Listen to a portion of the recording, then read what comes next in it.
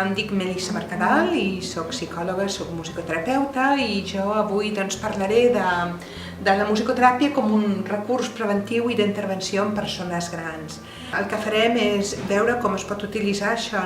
recursos musicals per treballar amb persones grans, o sigui, a partir de 65 anys, que ara ja no són tan grans, però bueno, això és el que els considera que és una persona a partir dels 65 anys, i llavors veure com podem utilitzar la música des d'un punt de vista preventiu, en el sentit de continuar mantenint funcionament, tant a nivell físic, cognitiu, com emocional, com social, i després veure també alguns recursos per intervenció, en persones que ja tenen un diagnòstic determinat, una problemàtica determinada, i com a través de la música els podem ajudar a millorar o a mantenir i sobretot a aportar millor qualitat de vida.